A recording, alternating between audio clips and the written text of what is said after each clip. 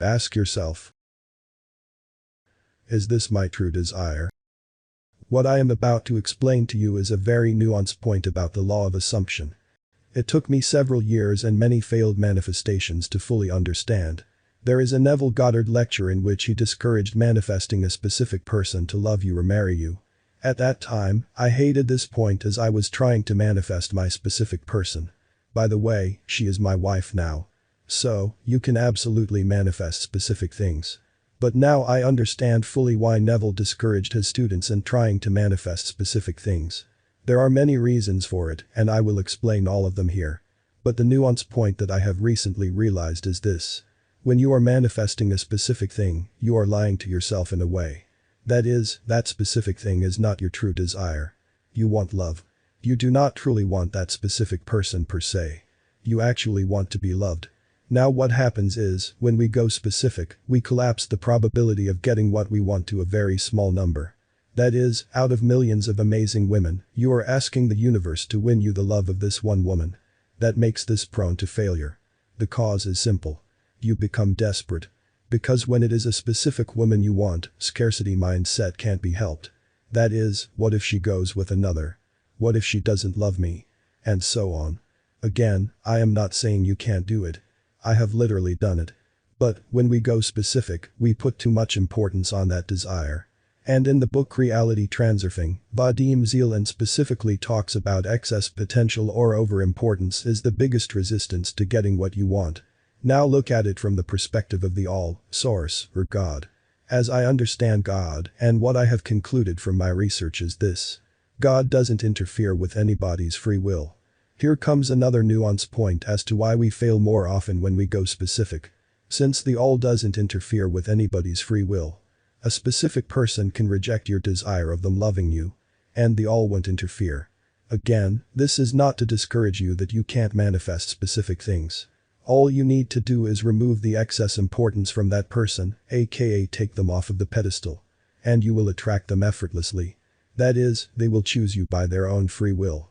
But they can reject you by their own free will as well. Because you don't love yourself, you are needy, or desperate. All of these are repelling energies. Thus, the all respects the free will of that person. Now contrast it with a true desire to be loved. Your assumption is that I am loved and adored by a beautiful woman, and I feel wonderful. Now the all has millions of women to choose from. And choose the woman that is most perfectly aligned with your desire and frequency. And she is looking for a man just like you. Do you see the stark difference? You could manifest her the very day you make this assumption. As you have assumed a true desire. And the all has no issue finding the best one as there are millions to choose from. While manifesting a specific person is like changing someone's mind. You need to attract them energetically. And the biggest hindrance to that is not that person or the all. It is your own scarcity mindset and fear of losing this one person. Or you put them on pedestal like they are too good for you. Hence, you repel them. And it becomes a struggle. Looking back at my failed manifestations, I can see clearly that I failed because of going specific. And caring too much. As I wanted it to be done my way. For example, you have loaned someone money and you want it back. Now that person could reject your assumption and not give you your money back. It happened in my case.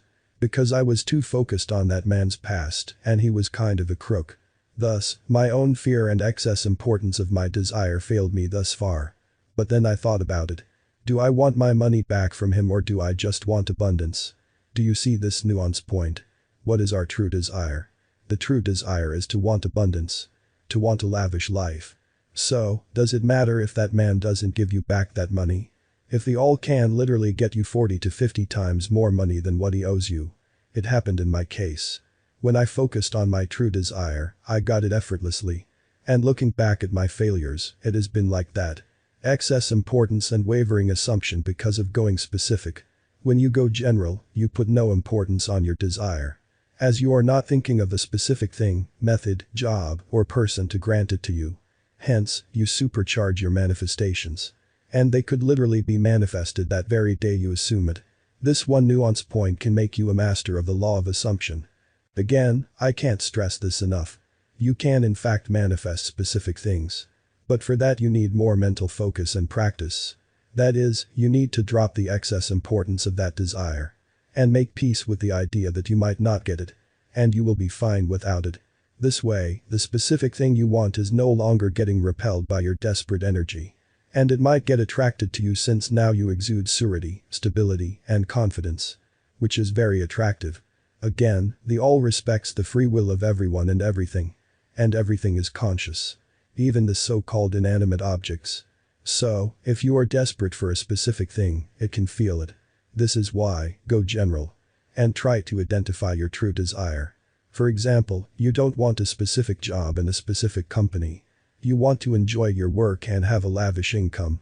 So affirm, I am earning a lavish, steady, dependable income, doing something I love, with ease. You see the subtle difference? True desire is about experiencing our bliss. Not associating it with a specific thing. Love, abundance, freedom, and joy are true desires. That man, $1 million, or a Porsche are not necessarily true desires. Your mind just associates it with them. The moment you get this nuance point, you will start manifesting instantly. And magic will appear in your life. When you go general and true, you will manifest fast with higher success rate. When you go specific, you need to drop the excess importance and it will come to you by its own free will. Make peace with what you have and be okay with not having that specific thing and watch how it falls into your lap most of the time. Neville also discouraged wanting something for another that you would not want for yourself. That is, if they reject it, it comes back to you. And you might fall prey to your own imagination and assumption. The free will of the other person involved matters. Your job is to give a target to the all, and the all will do the rest. What we do is we associate our true desire with a mental fascination and then ask the all to give to us in a specific way. And that has more chance of failure due to the free will of the specific person involved, your desperate energy, and scarcity mindset. And a specific person is the perfect example of it. Like, I want this man to fall in love with me. And I want him to behave this way. And I want him to confess to me on this day and at this venue. Please dear the all, make it happen. Do you see all the failure points in this desire? You can still manifest though. Just keep in mind this nuance point and remove the importance. And don't forget. The all respects free will. Of everyone and everything.